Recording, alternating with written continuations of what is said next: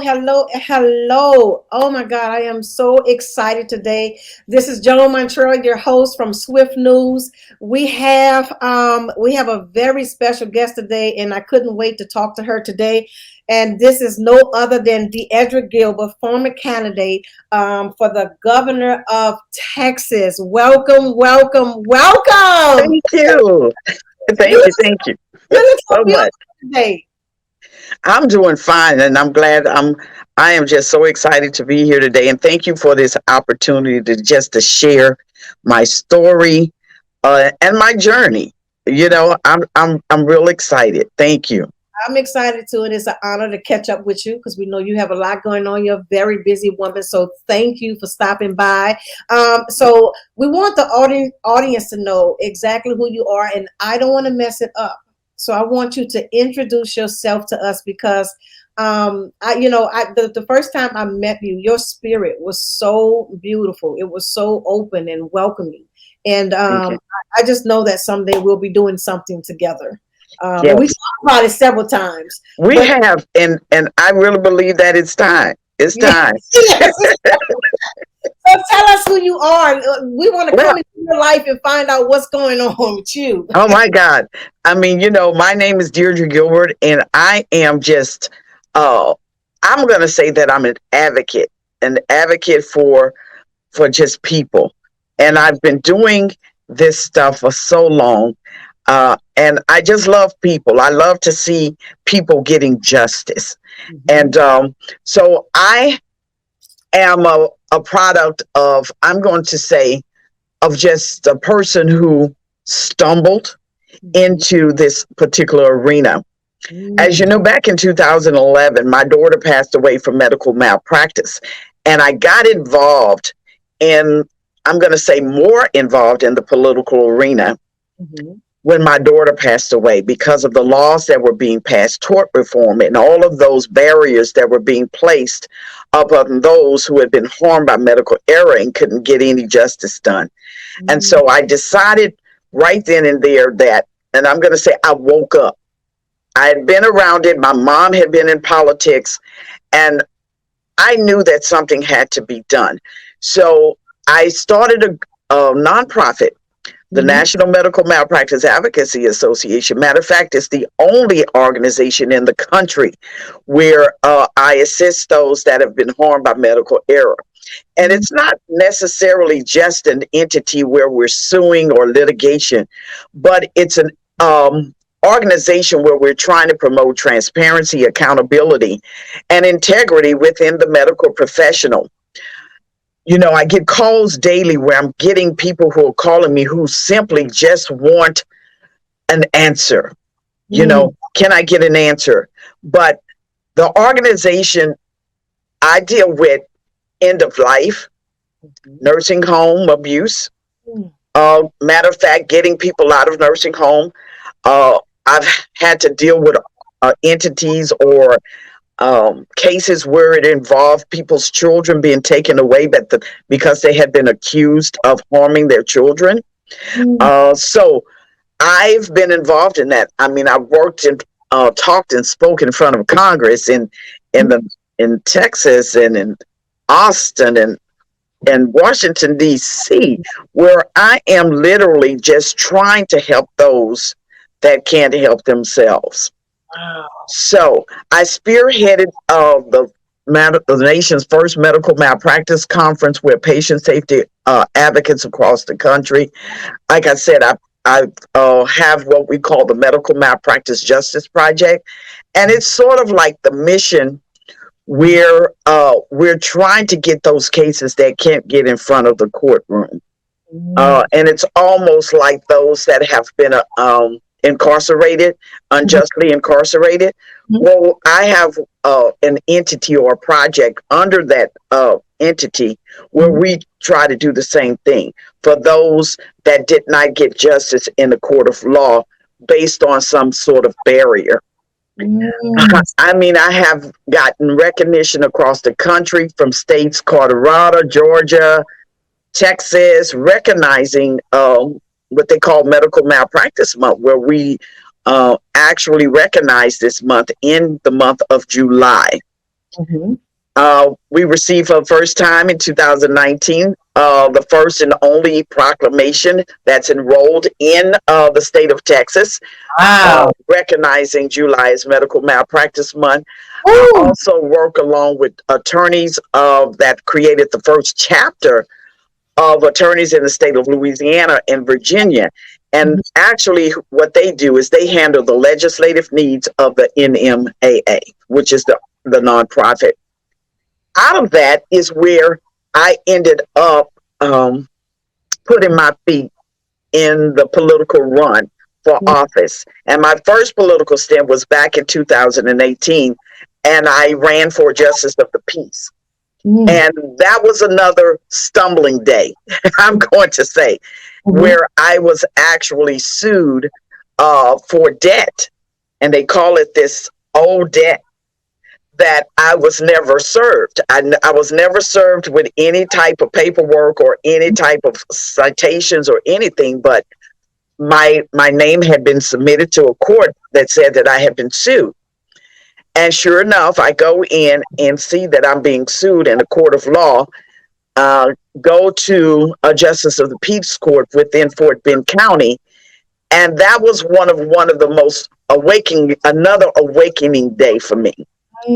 And I realized that this court was being used, or they were utilizing this court to get several people across the country, not just here, but in different states and in different parts of Texas, where people were being sued and never knew that they were being sued. Their houses were being taken, their bank accounts were being garnished, and I actually fought back with these people and decided to run for that particular judge's office when I went in and gave him actually evidence to prove that that case was not mine, but he didn't care.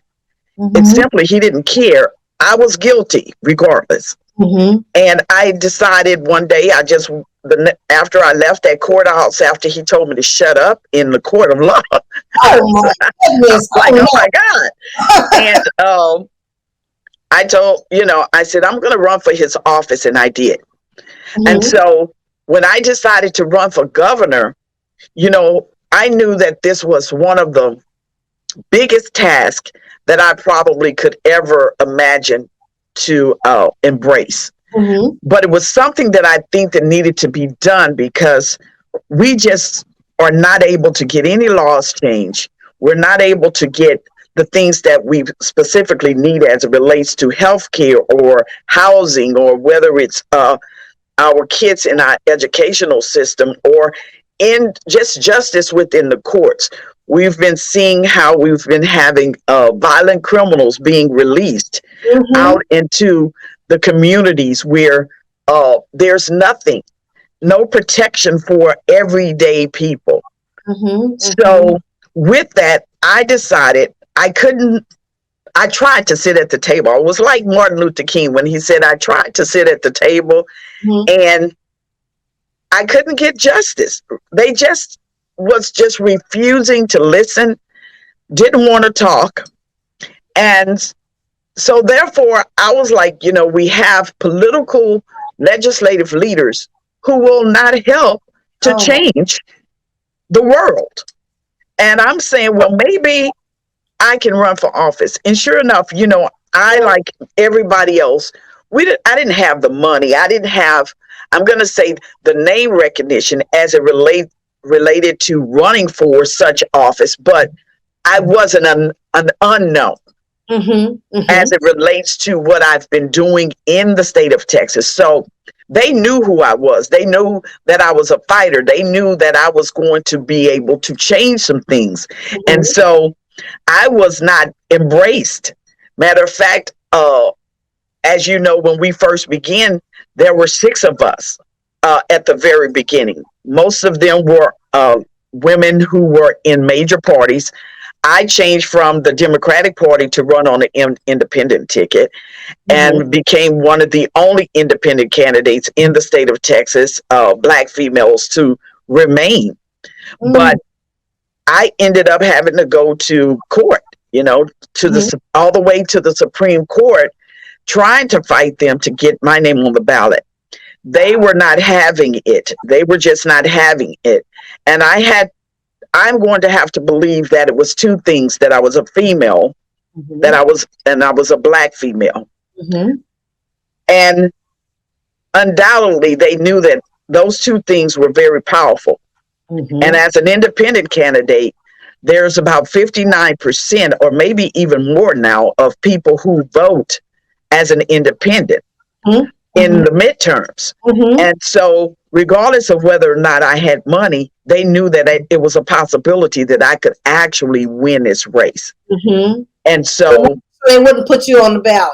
yes, so they didn't want me on this ballot. And they fought me tooth and nail. Matter of fact, they broke the law. Oh my They goodness. actually broke the law to keep me off the ballot. I never received a declaration of ineligibility, which was declared by the Supreme Court about a month ago. The Mm-hmm. Supreme Court had ruled for the Libertarian Party and the Green Party that the Office of Attorney General, the Secretary of State, the Democratic Party or Republican Party, even Green Party or Libertarian Party, did not have the authority to keep a candidate off the ballot. The only option that they had was for them to get what they call a declaration of ineligibility, and it had to be filed by an opposing candidate within the court, and a judge had to rule. The judges refused to rule in my case because many of these judges had been appointed Mm-hmm. by the governor, Mm-hmm. our present governor. Many of them were running for office. Many of them probably received funding from someone, and they just refused to rule. And I have never seen anything like this before in my life, Joan. But it made me feel good to Mm-hmm. know that just little old Deirdre, who Mm-hmm. had not a dime, Mm-hmm.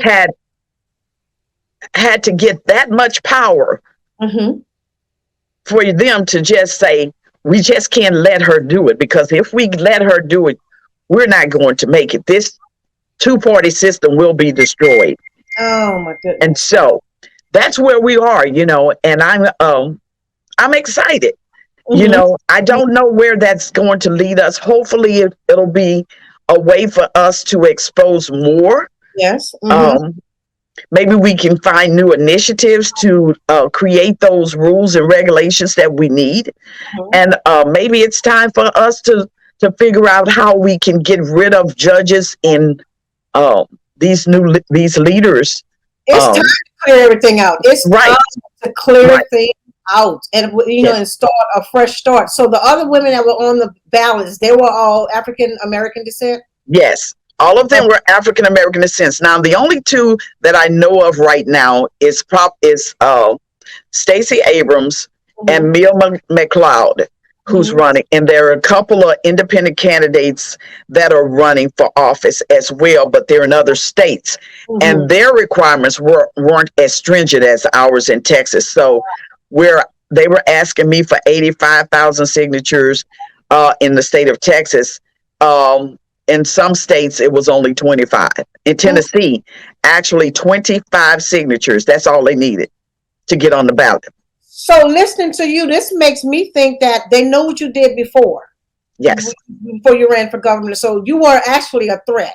Yes. So here's someone that wants to get in politics, inspired by your daughter's situation. Yes. And they don't want you to come and make the change. They want to keep it just like it is. Yes. They don't think anything is wrong with this system because actually they're calling all the shots. Right. And so they knew because, like I said, I may have not been known to people, everyday people, but those people that were sitting behind in the legislative chambers, they know Deirdre Gilbert's name. They know that I'm not, that I've been fighting in the community, in a state and local and even a national level. Mm-hmm. So my name was actually I would say I may have not been in the room, but my name was. Mm-hmm. And so I had gotten calls from Washington, D.C. during my running stint here where I was told that they know who I am. They Mm. literally knew who I was. And it was just a matter of them just figuring out how to keep me at bay. And Mm-hmm. this is why I say it's so important, because the other Black females who were a part of the major teams, they were major parties. They were with the Democratic Party, Mm-hmm. and they were not embraced. They actually they put white women, Republican white women, Mm. to run against these Black females. Wow. And these Black females did not get love or did not get any type of assistance or help from their own party. And Wow. we have been the backbone of the party. Mm. Wow. Oh my. So many of them stepped down. Some of them, like I said, those that didn't have the barriers like we did here in Texas, you Mm-hmm. know, and some of the other states. But I'm not real sure how Stacey is going to manage, because she didn't get the backing as well, although she was the nominee. But Mm-hmm. she was the nominee because no one else would run against her. Yeah. But Okay. the Mm-hmm. party has not given her any type of, financial backing. Everything that she's done, she has worked tirelessly to try to get that position. It's just, we're just hoping that maybe she will be able to step into it. But if it's anything like Texas, Mm-hmm. they're going to find a way Mm-hmm. to try to keep her from being Mm-hmm. governor of Mm-hmm. that state. Mm-hmm. And so, I mean, this is where we are. We're strong advocates. We're wanting change, Mm-hmm. but the current systems that we have just don't. They're not looking for change. I briefly talked about this morning when I put out where we call clickbait politics, Mm-hmm. and clickbait politics is you can see it now where they use an agenda to get people to the polls. So they've been trying a long time trying to figure out what clickbait can be used to get people to the polls. And Mm-hmm. as you listen, and if you listen real carefully to the news, it's more so the abortion. And if Mm-hmm. you hear what they say, they will tell you, oh, this abortion thing here is going to get people to these polls. They tried different sets of clickbait. It was gun violence, Mm-hmm. it was abortion, and we had the LGBTQ things going on, right? We Mm-hmm. had different things that they would poke at, and they would put out there, and then they would see what would catch. Mm-hmm. So now what they're using is the abortion. Oh my goodness. And that is what is driving the people to the polls. Because everybody wants, that's a topic that they can identify with. Right. However, and it's women, and they know that women vote. Mm. So here's the bad part of that is, at the end of that, what are we actually fighting for, other than are we fighting for just to have an abortion or not to have an abortion? Or are we fighting for a right? Are we fighting for health care, safety? Or we're fighting for what are we getting? Because at the end of the day, are you just speaking on that particular subject and that's it to get the people to the polls? Mm-hmm. And that's what that is. We have to be careful about the clickbait politics that we have been drawn to. And that's very dangerous, because at the end of the day, what are we talking about? Is that it? Mm-hmm. Exactly. Right. Is that it? Mm-hmm. And what else? Yeah. And that's the scary part of where we are right now. And that's all they're doing is trying to find how can we get the people to the polls, because they knew that in the primaries, many people did not show up to come to vote, because a lot of people don't like our candidates, or they just sick and tired of the political establishment right now. And so that's where we are right now. So we're trying to figure out, where do we go from here? Because I promise you, at the end of the day, when this election is over with, nobody would have addressed gentrification. Nobody's going to address eminent domain, where they're taking people's homes. Nobody's addressing healthcare. Nobody's talking about our educational system. Nobody's talking about gun control and how to keep our kids and families safe. None of these issues are going to be discussed or handled. And that's where we are. And so we just constantly keep going down into a whirlwind, life today is so uncertain. Yes. You don't know who's who, you don't know what they're doing. I'm like, where do they vote at? Are these votes hidden? Because it seems like they're pushing things on us. Like, we don't have an opportunity. Like when are you going to bring us in to say no way? So No. they're avoiding that. Right. They want to make their own decisions. Yes. So and we're headed into, we've been heading this way for quite some time. And you knew that from the last election, from the presidential election, where we're going. And so it's all about power, and at any expense, which means that we don't care who we take down. We're going to do it whatever way we can, because that power, we must stay in power. We can't lose this power. We can't lose it at all. So at this time, it's whatever happens. We're seeing it playing out now. You saw what happened in Washington, D.C. We're seeing what happens in our school systems. We're seeing it every day when we're looking at the news, and we're hearing all of the killings and all of the stuff that's going on, the police brutality, black on black crime, whatever it is that we want to touch on, it's there. And we're not getting any better. Now they're talking about recession, and with this recession, we're now talking about jobs that will be lost. And the main jobs are going to be those that are where people are working from home.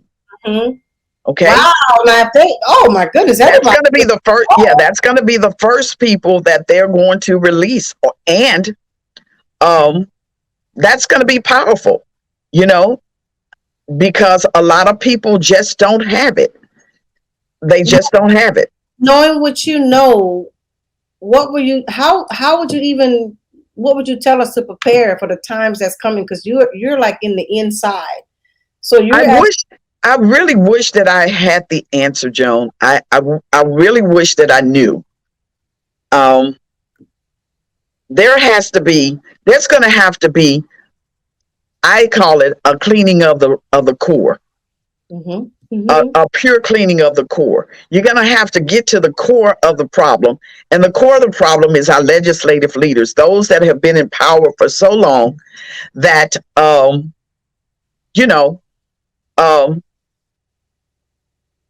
where we're just going to have to see, because we need to see who they plan to put in power, because, we're looking at identity politics. We're not really paying attention to the people that we're asking folks to vote for. We don't really care at this point. People really don't really care, because now they're saying pretty much, it's either Satan or Lucifer.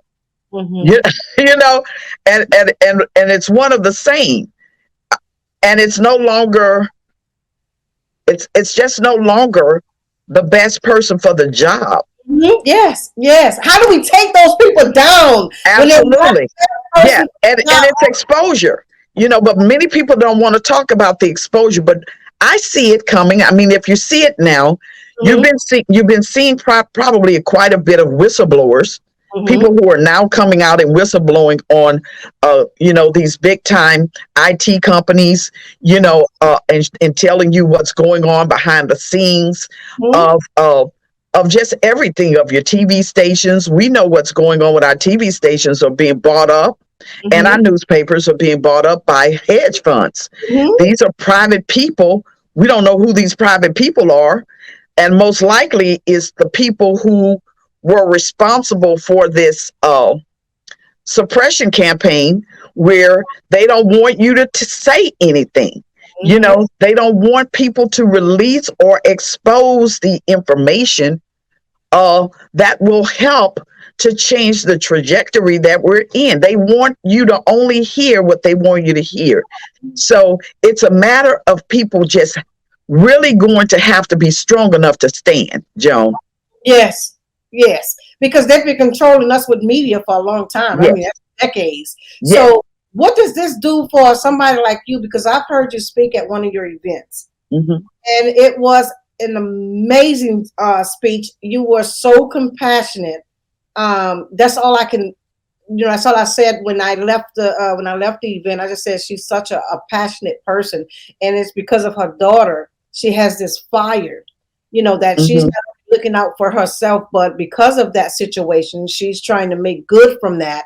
And help other people, like you're saying, removing people out of their homes, and with the nursing home and things like that, fighting for their rights and things like that. What does this do for somebody like you mentally, emotionally? How does that, what is the The stress? grace of God, that's the strength of God. I can tell you.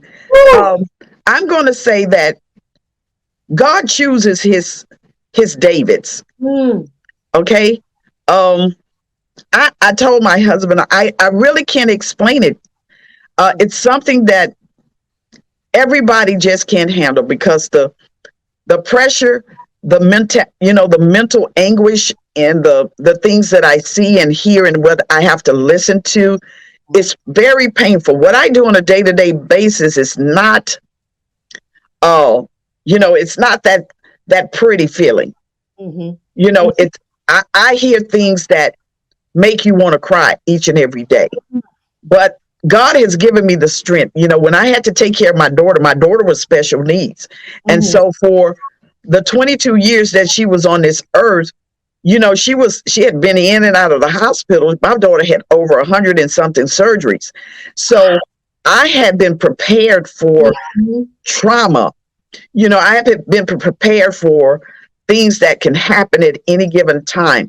And yes, sometimes I break down and I'm tired, and I shed tears mhm. and want to just give up and not say anything. But then God says, you know, I give you the strength. And it's only by the grace of God that I have the strength and the tenacity to do it. Mhm, And I'm not afraid. mhm, Okay, so and that's it. Everybody just can't do these kinds of things. It's absolutely. very draining, Mhm. um, but it's a necessity. And I just ask God to just continue to give me strength. That's pretty much all I can say because it's something that I can't even um, fathom.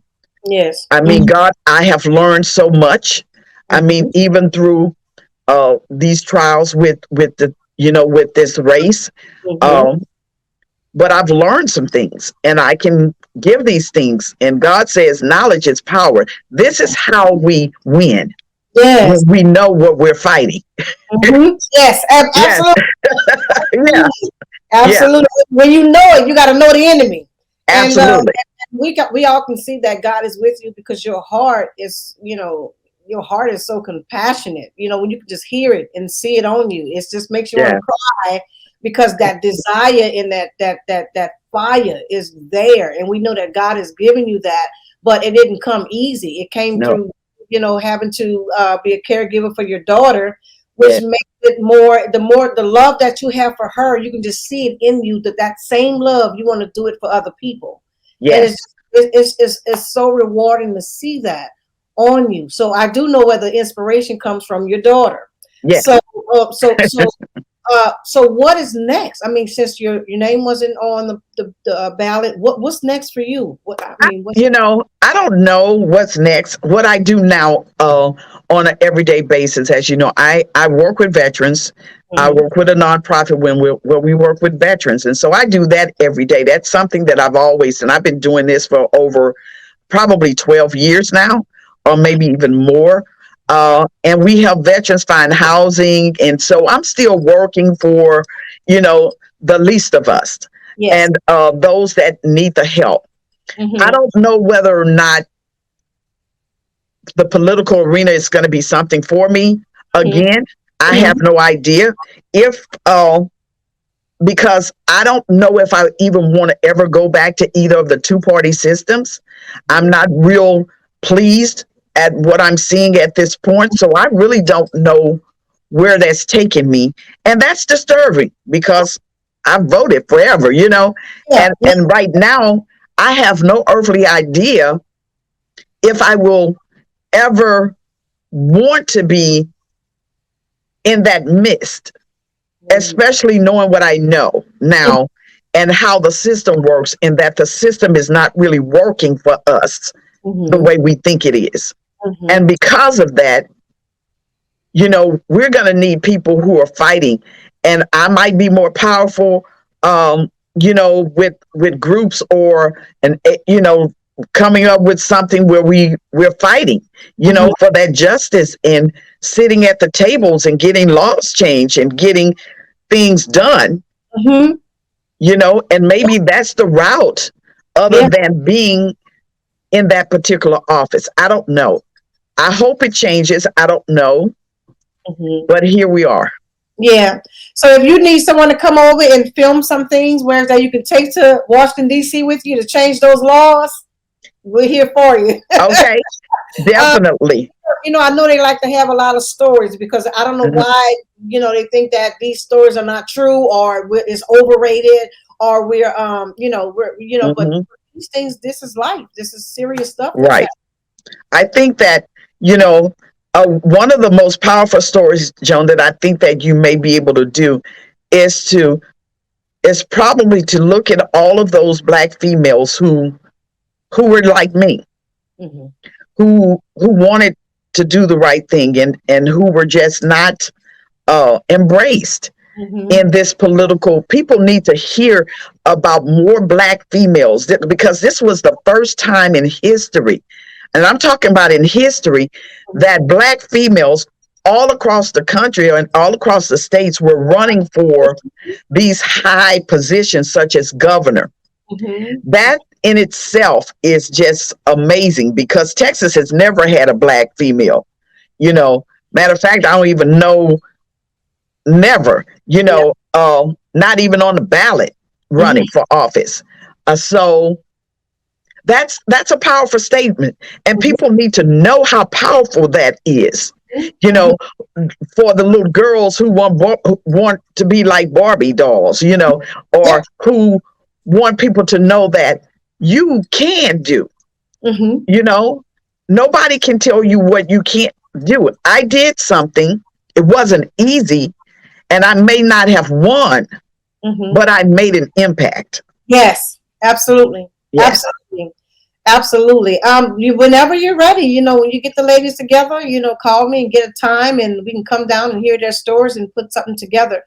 Because I think, you know, I'm all about, you know, getting, you know, providing a platform and getting people's stories out there because the more we talk up, the more we speak up is the more people will know. So a lot of times, you know, you have to go behind the scene and, you know, the sound of it, it's not pretty. No. And it wasn't pretty for none of us. I mean, you know, they fought real hard.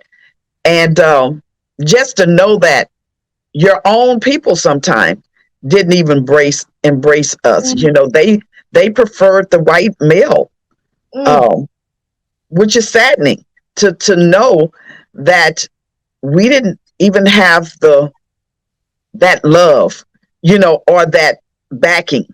But guess what? We didn't allow that to stop us. We went all the way. Wow, this sounds like something that would happen in the 60s. Yes. In the 50s, where you're still fighting to be heard, you know, with the water sprinkles and everything. It's just crazy. I mean, it is. But I mean, I guess you would expect that from Texas. Yes, Texas. Yes. Yeah. And you hope that it, you know, we hope that it would change. And I mean, I don't think that nothing is impossible. It's just a matter of us as a people. And I'm just saying Black, white, yellow, green, or orange, whatever you want to be, where we're, you know, somebody said it yesterday, until we embrace or until we decide to assist our communities, our communities will remain the same. Okay, until we begin to everybody, until we start seeing the pain and feeling the pain of everyone that is within our communities. If we don't begin to feel that pain, we're not going to ever make it. And then sometimes we think that it'll never happen to me, but it's happening in your family. So it's happening to friends, it's happening to you. And I don't know, any advice you can give us? How do we prepare to help and pitch in? How do we do that? Do we start a community group up? Each community take, how do we I mean, I'm going to call it a systematic issue, Joan. A lot of the things that are happening has been occurring for years, right up underneath our noses. So it's going to take people to stand up. But people need to be able to have an ear to hear the truth. Many of us don't want to hear the truth, and therefore because we don't want to hear the truth, we like to live in, I'm going to say, in the non-complexities of life. You know what I'm saying? It's like, I just want to just live. I want the car, the house, I want to just live quietly, and I don't care. What nothing else is happening out there. But we have a young group of people that are coming now behind us that they're not sitting still here. And they're the ones that are beginning to make this noise that, you know what, I'm not going to take this from you. This is not where we're supposed to go, because they love each and everybody. They don't have that mentality that people are different. They love everybody. And so they're going to be the next generation of fighters. We're going to have to get them, engage them into, like you said, and organizations where they will know, this is what we need to begin to fight for, our educational systems, and getting with people who will assist them and help them to fight these battles. We need to be able to have groups to walk into offices and say, hey, this is what we're demanding. You say you a governor or your state representative or whoever it is, you know what? You didn't do this. You didn't do this. It's time for you to go. If we can't get you to get something changed here, we don't need you anymore. And guess what? The next time you walk into our neighborhoods, you're not going to be invited. And these are the kinds of things that we're going to have to do. We're going to have to step up and make them accountable. We've been talking about it, Joan. But most of us, we got too old.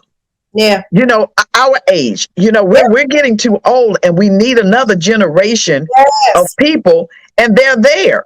But you got to give them the reason to fight. They're not going to just, and they're ready to fight for rights.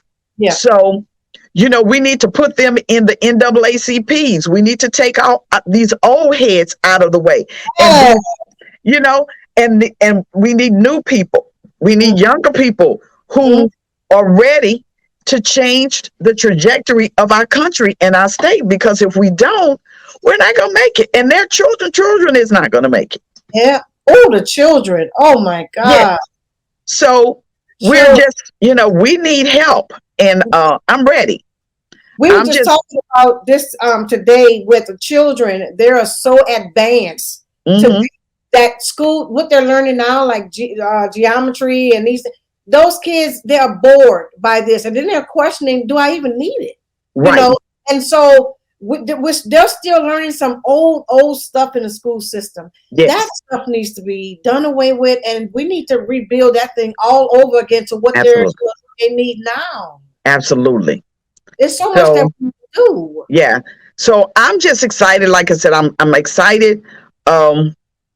That's the advice, is that we're going to have some new blood. And we're going to have fighters now. You know, Yes. we're going to have to take control. We sat around long enough, and we got to take control. If we don't take control, and I'm not saying by force or fighting and all of this stuff, but there has to be a way. Uh, oh Lord, my husband is That's okay. Lord. Okay, so There has to be a meeting of yes, minds. yes, A meeting of minds, because yeah, you're right. No fighting. We don't have to do this, violently and things like that. right. But we're gonna have to get in the doors. We're Hmm. gonna have to be able to sit at these tables now and talk. We're gonna have to change some stuff. You Yes. can no longer make these decisions and keep getting in office. You Yes. know, if you're cheating and you're lying and you're doing all this stuff, we it's time for you to go. Yes. You Yes. know, Yes. and that's it. And I've seen some people who are fighting, Hmm. you know, but we can't fight alone. You You know, can't. when we talk about two or three people trying to do this little fight, Yeah. but God did say two or three Yeah. in my name. Now, I also talk about, when they were talking about, I said, okay, Lord, I need some more people. And Mhm. he's like, well, no. So this is where we are. You know, he wants us to just fight. Oh, okay. Yes, And we're ready to do that, and yes, we're ma'am. ready to fight smarter, not harder. Yes, And absolutely. so bridging the gap between, I would say, the young people like the millennials and the traditionals, we need to come together, because it's a lot of times I find whereas that the millennials don't want to have anything to do with history. They don't No, want anything to do with history, and we're like, but if you don't know the history, you can't fight for where we're going. So absolutely. we need to bridge that gap as well, so that everybody can be on the same page. We need to go back to those town hall meetings. Absolutely. If we And do and that, we see that's one of the things we never had. You know, yeah. we haven't had those in a long time. Hmm. Uh, and now many of those meetings, they want to suppress you from speaking, Hmm. throwing you out of the meeting, where we're going Yes. to have to change that too. Yes. Where now we're not going anywhere. It's time for you to go. Yes. Absolutely. you know, And we yeah, need it's time for you to go. and we need to open So, up some of those huge churches, and let us come in there, because they said state and religion don't mix. But right. now we need to open all that up, and we need to just come together and just do it. Yes. We need to bring it back. I don't think God is pleased with where we're heading, but I also know that God is saying to us that, um, I've spoken. Hmm. He, you know, he's spoken. Hmm. He's been talking. We're Hmm. not listening. So when we don't listen, he takes his hands off the Yes. steering wheel, and he allows us to just drive wherever we want to drive. Hmm. And we're gonna fall if we don't listen. And so if we, and that's all I can tell you, is that we're going to have to begin to listen, Hmm. and we're going to have to change it, because it's not going to change itself. It's, I don't see that there's a scary part of this. You Hmm. just got to be willing to want to do it Yeah. and get it done. Yeah. Just stand up. I mean, he doesn't give us a spirit of fear. That's right.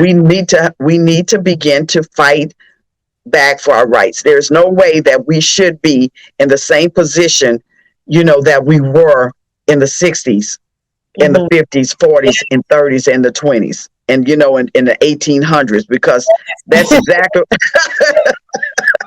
where we're headed. It's like we're going back, and I'm like, oh my God, we headed somewhere I don't Yeah. want to go. We can't go back.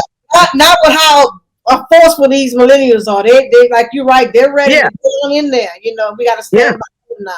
But just think about it. We're heading that way. Hmm. If we can't, if they're taking homes from us, we're gonna be on the street. Yeah. You know, Yeah. if our schools are already gone, you Hmm. know, and people are going to prisons. They're building more prison systems, Hmm. and matter of fact, they're moving the prison system so far out where other people don't even have access to their family members. They're doing so many different things to um, I call it conformity. You Hmm. know, it's a form of conformity, and we have gotten out of control in their minds. Yeah. And so that's the whole thing. We have learned how to speak. We've learned how to read. We've learned how to understand. And Mhm. so now that other piece of the puzzle, that slave mentality of Mhm. some people are not liking us to have that type of mindset. Mhm. So when you get out of line, what do? I punish you. Mhm. So you can see the punishments in a lot of different things that are going on. It's not your regular, taking out the whip, but Mhm. cutting off your job Yeah. lines, taking your houses, you Yeah. know, um, lowering, high gas prices, and Mhm. all of these things are subtle ways of slapping you, hitting you with the Uh-huh. stick and the switch. Yeah. But we're going to keep doing this to you until you say, I'm through, and I'm going to just do what you tell me to do, and and that we can't do because we are the consumers. You have it, you Mhm. know, without you, it Mhm. will be none. You Yeah. know, this is the reason why they're punishing those that are working from home. Now they're saying if you're working from home, and we're talking about some of the big companies like, Mhm. your Googles and all Yeah. of these are saying now you don't come back to work, you're going to be the first one we're going to be letting go. You Ooh-wee. know, and we're going to let you go. And so they're punishing because people don't want to go back into the office, Mhm. and they're doing the same thing they were doing when they were in the office, which, I don't know the reason for the office. If you've been doing so well all Right this at time, home. Right. right? Right. Why you need the office now if you've been doing okay? Yeah. And maybe it's a matter of control because now I can control you because I can see you. Mhm. I Yes. can harass you at Mhm. work. you know, at Right. Right. home, at home, it's kind of like, yeah, you said it. You can be fucking with the little, your earphone on. You can just be moving around the house. But I have found some. It depends on what company it is because some Yeah, companies you are not. I mean, they just don't give good service at home. They don't. yeah, I several times I asked them, "Are you working from home?" Oh, okay, so that's why. That's why. right. So I understand. So our time is up. Oh my God, Thank it's you. always a pleasure talking to you because you are a woman with much wisdom. And Thank you so much. you just brighten up the room. I'm so excited that we caught up with you today and you were able to join us, and hopefully we can get you to come back Yes, ma'am. soon. So if Yes. we wanted to look you up and whatever have you, where can we find you? Well, you can Google me. I'm all over the place. I mean, you can go to if you want to check out the website for me running for the governor's position, then Mhm. that's www.gilbert the number 4gov.com. Then you can also Google the National Medical Malpractice Advocacy Association. That'll pull up a lot of articles and different things where I've been, doing as it relates to that. Medical Malpractice Month. If you Google that, you'll see my name and you'll see a lot of other articles that I probably were mentioned in and stated to do. Mhm. And the Houston Launchpad as well is where I am now. So, and you can see a lot of the things that we've done with this particular organization, where the executive director, Mr. Prentice Goods, has done an excellent job with keeping this organization up afloat. And we have been doing a great job in the community Mhm. and helping veterans. And so, I mean, I've just done so many things, and I say, you can go on Facebook. I'm on Facebook. I have a little Twitter account, but I'm not. I don't know nothing about Twitter and Instagram and TikTok. I wish I did. I could probably do a little bit more, but it's so time consuming. Mhm. But yes, those are all of the places. Also I'm an author. I've written 2 books. My last book was Mama Help Me Please. So Mhm. that book is out. So if you Google that book, Mama Help Me Please, you can also, that's on Amazon. Wow. And that's the love story between me and my daughter. And Oh, so it I think people would enjoy that as Mhm. well. Mhm. So, I mean, these are the things I would love. I would love to speak more, be a Mhm. part of more, speaking engagements, talking to people and letting people know Mhm. about all of these resources and just the fight and just getting things done. What Mhm. we need to do as women, not only trying to not competing with one another, but helping one another to achieve.